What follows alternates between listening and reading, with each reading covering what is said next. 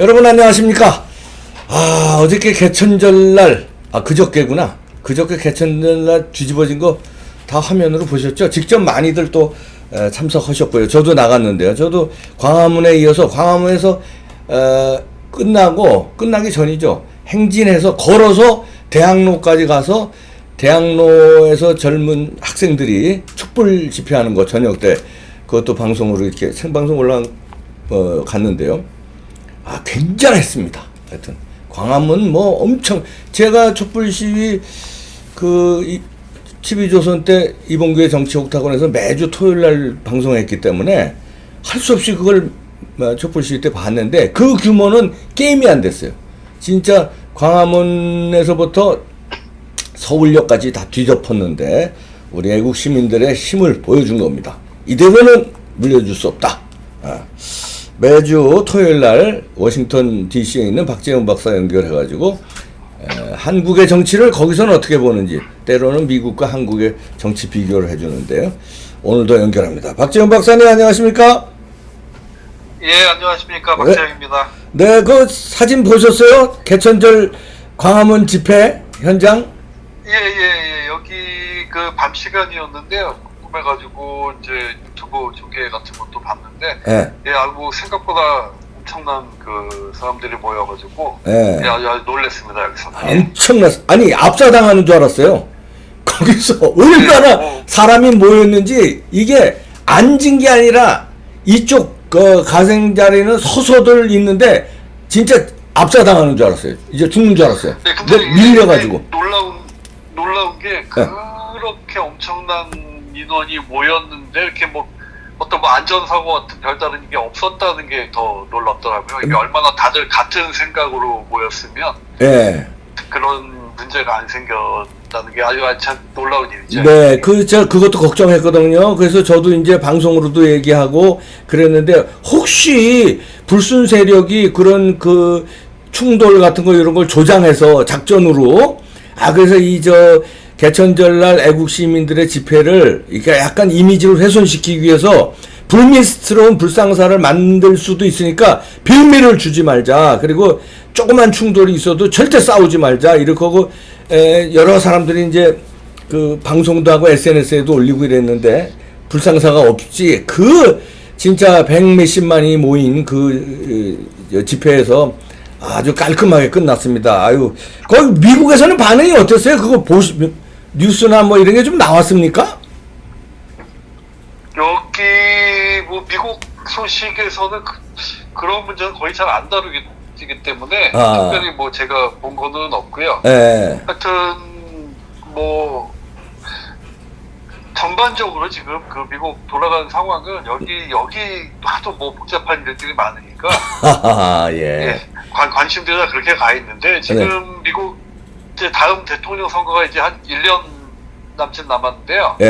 요즘에 이제 관심사들은 여러 가지 이제 특히 민주당 중심으로 후보 경선, 그렇죠. 토론회도 하고 하는데 이런데 관심이 많아가지고 이게 지금 한국하고도 약간 관계가 있어서 제가 하나 설명을 드리는 게 최근 그 민주당 후보 경선에 나선 사람들 중에 앤드류 양이라는 후보가 있는데요. 이게 누굽니까? 이게 이제 한 40대 중반 정도 나이에 대만계 미국인이에요. 그러니까 아시아계 대만계 그 변호사고 또 이제 벤처기업인 출신이기도 하고 이런 사람인데 이제 이 사람이 워낙 이제 처음에 인지도가 낮으니까 처음에는 민주당 대선 주자 토론회에 이제 참가 자격도 못 얻었다가 이 군소 후보로는 상대적으로 높은 지금은 이제 한 3% 이상 지지율을 넘기면서 이 토론회로 참가를 하고 굉장히 이제 화제를 모으고 있는데 계속 상승세도 계속되고 있고 그 배경에 뭐가 있냐면은 이 사람이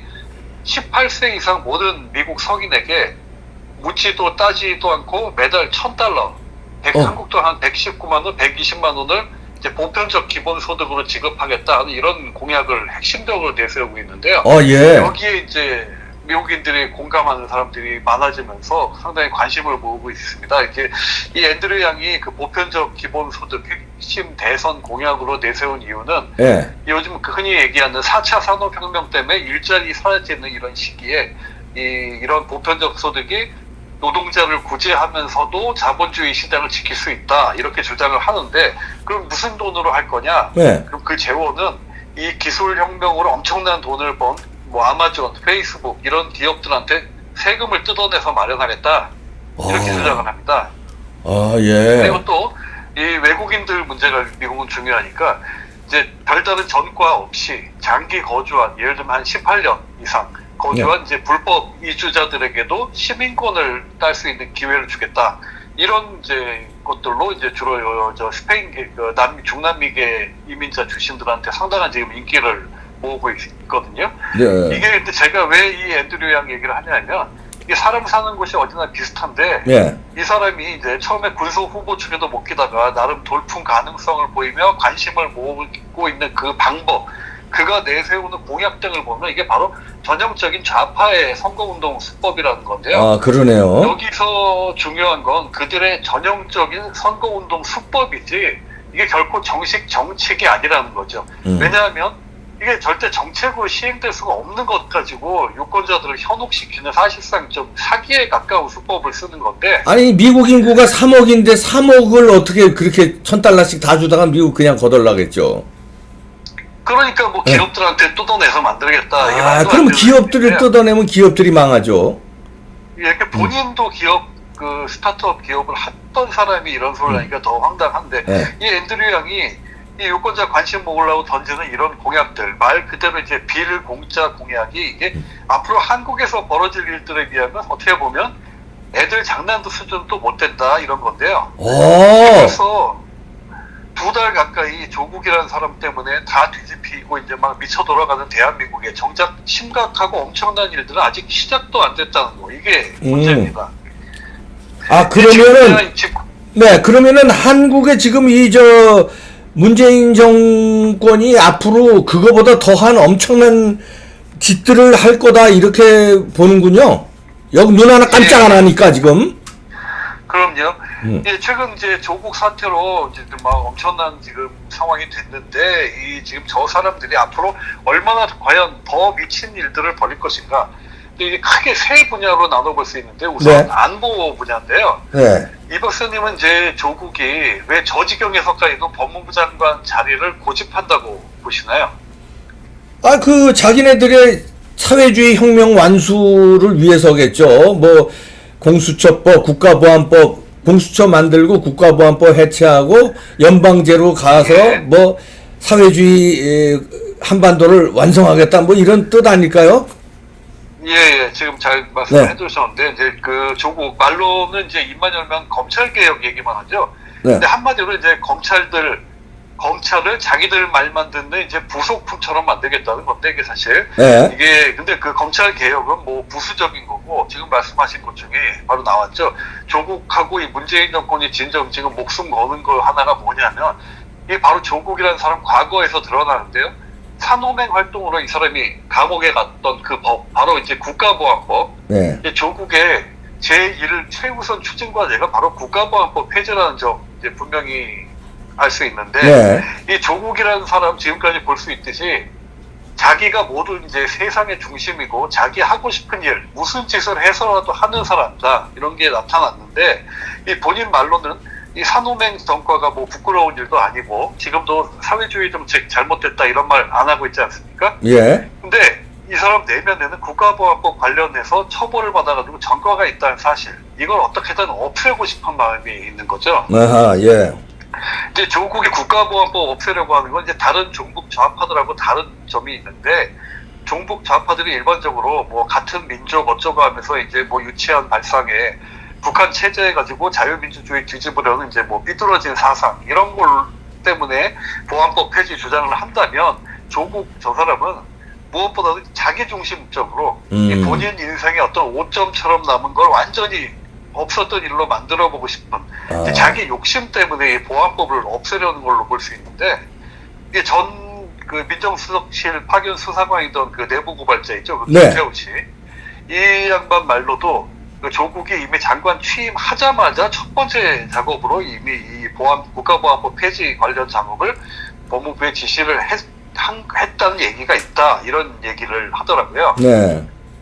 그러니까 이 국가보안법 폐지, 이게 국회에 거쳐야 하는 문제지만 이제 민주당하고 정의당이 작당해서 덤비면 사실 별로 어려운 일도 아니겠죠. 그렇죠. 그 전에라도 얼마든지 뭐 가능한 편법으로 일단 이 법을 무력화시키고 빠른 시간 내에 이를 폐지하는 쪽으로 갈 거 이제 분명한데, 그리고 이제 다음은 경제 분야인데요. 네. 이 경제 분야에서 뭐 수가 없이 많죠. 이게 이제 사회주의 독재 구축하는데 이제 중심을 이루고 대단히 광범위한 분야인데, 네. 이 박사님께서는 이 정부가 사회주의 독재 완성 위해서 경제 분야에서 어떤 일을, 만약에 구체적인 예상되는 정책 같은 게 있다면 뭐가 혹시 있으신가요?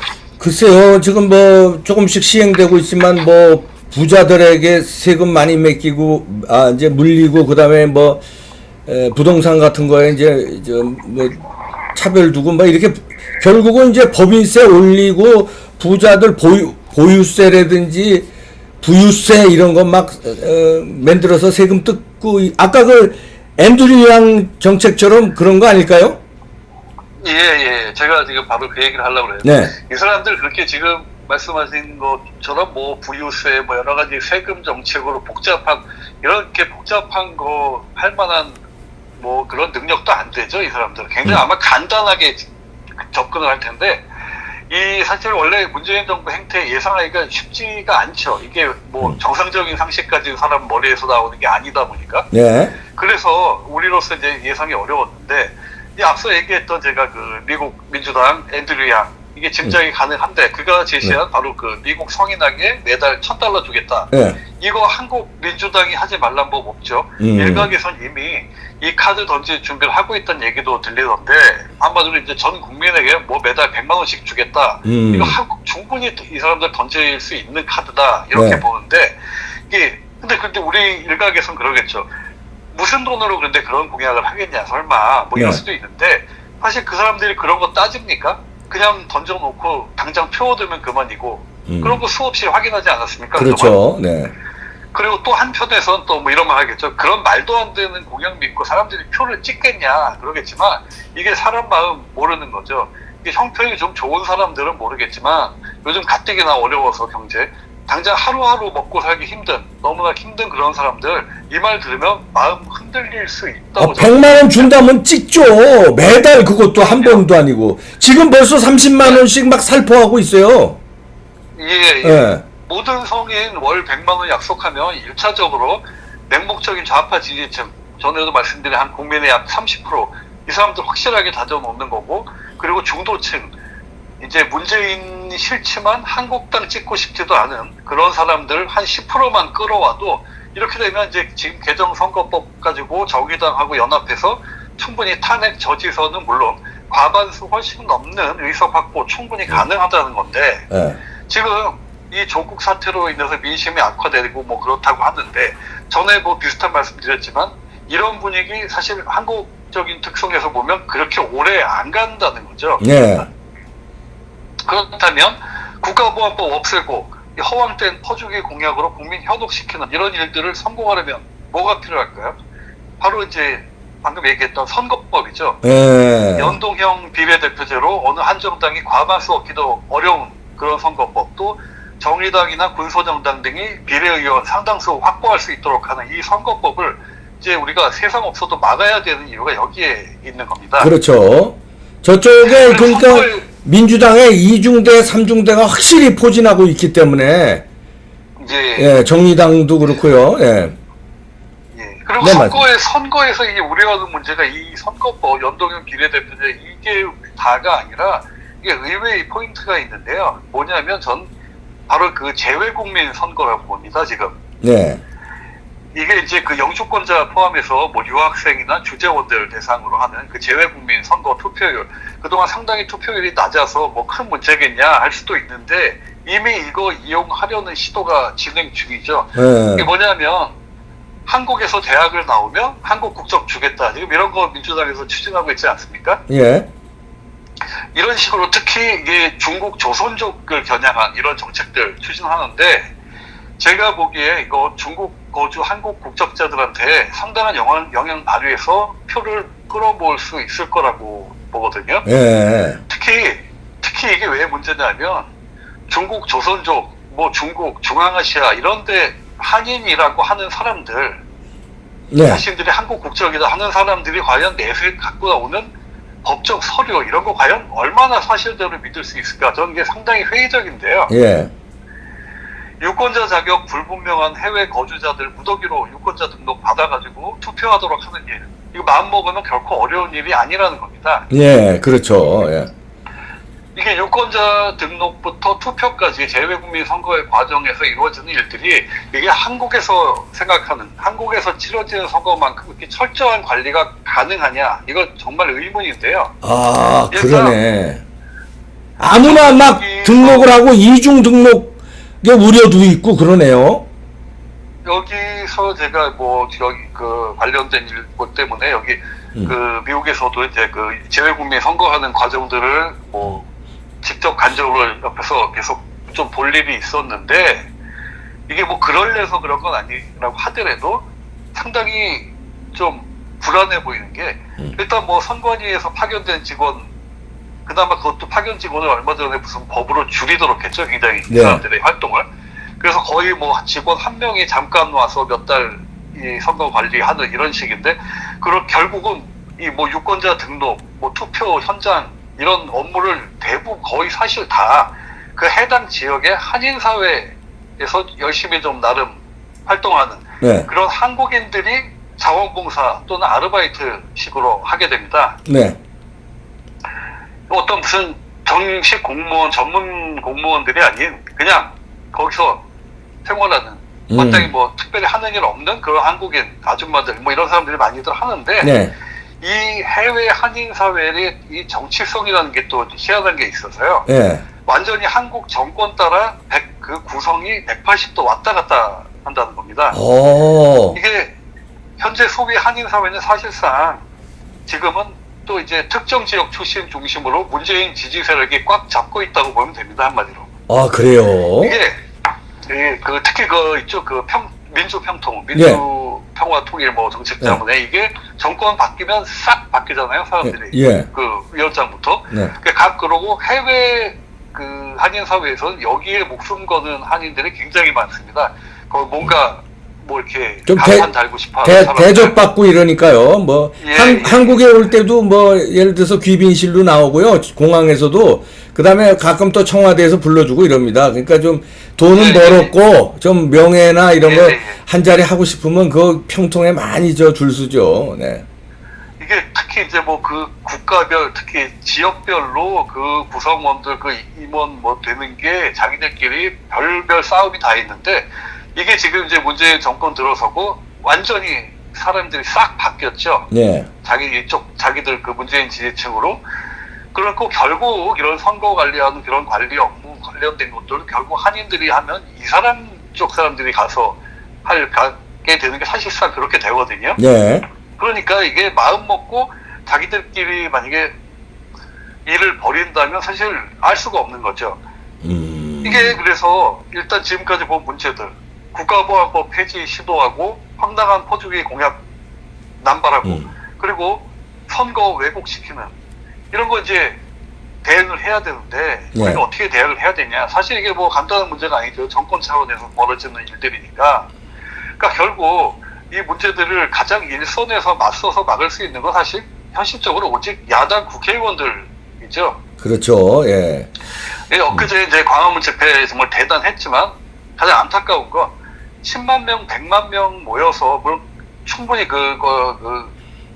우리의 그 의견을 표출하고 주장을 할 수 있고 이거 나타낼 수가 있는데 정작 국회에서 저들이 벌이는 미칠 짓 막을 사람들은 결국 그 소수의 야당 국회의원들 뿐이다 이겁니다. 예. 그래서 물론 뭐 탄핵 책임이 있네 뭐 어쩌네 이래저래 뭐서 비판의 목소리도 많지만 일단 현재로서는 그 사람들이 국회에서 저 사람들이 어떤 그 미친 짓 벌이는 거 몸으로라도 막을 수 있도록 결사항전할 수 있도록 우리가 더 경전해주고 필요하면 야단치고 어떻게든 힘을 더 실어주는 이게 지금으로서는 가장 최우선이라고 이제 보겠습니다. 예. 아, 네. 아이고 감사합니다. 좋은 지적해 주셨네요. 그러네요. 야당이 조금 특히 자유한국당이 조금 못 믿어워도 성에 안 차더라도 그래도 밀어주는 수밖에. 그래 그 사람들이 국민들의 지지를 얻고 국회에서 제대로 싸워주고 그래야 또 청와대 여당도 무서워하고 그렇겠죠. 그렇죠. 아무래도 네. 현장에서 싸워줄 사람들이 싸울 수 있도록 어떻게든 또 밀어줘야 되는 게 지금 현실적으로 꼭 필요하다 이겁니다. 이게. 네. 아유, 고맙습니다. 워싱턴 DC 예, 박재영 박사였습니다. 감사합니다. 네.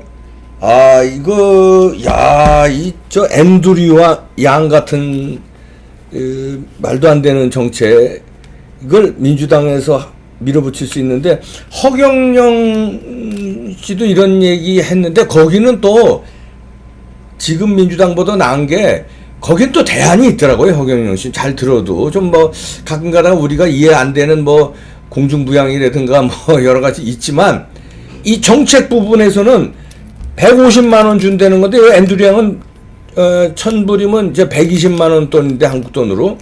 근데 여긴 대책이 없지만, 기업에서 돈 뜯는 거라고 그랬잖아요, 앤드류 양은요. 근데 허경영은 이게 대책이 있더라고요. 각종 비용을 줄이는 게, 예를 들어서 뭐, 국회의원 세비 없고, 보좌관들 없고, 그 다음에 각종 시의회, 도의회 이거 싹 없애고, 그 다음에 뭐 각종 지방의 그 무슨